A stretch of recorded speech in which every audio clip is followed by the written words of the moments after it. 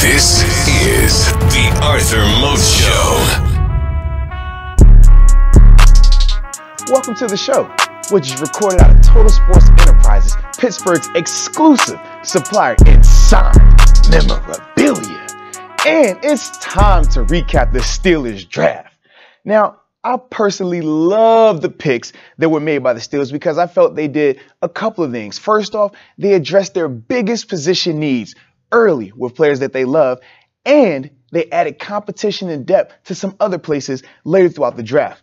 Now, to start with the pick that I was most impressed with has to start in round one when the Steelers moved up from the 20th overall pick to the 10th overall pick to draft Devin Bush, linebacker out of Michigan. Now, he was a guy I was extremely high on throughout the whole pre-draft process because I felt that he was a sideline-to-sideline guy, a generational talent, a player who's used to playing in big games and could come in and be a day one starter. Now, when you think about all those things that Devin does, and he checks all of those boxes, he also fills a huge need that was left ever since Ryan Shazier was injured 2 seasons ago. Now, I also like how the Steelers addressed the wide receiver and cornerback position group in the 3rd round. When you bring in guys like Deontay Johnson and Justin Lane, I think that you not only bring in quality depth, but you bring in competition for those position groups. And we knew that both of those groups were positions of need, but because of the moves that the Steelers had made in free agency prior to the draft, they weren't as pressing.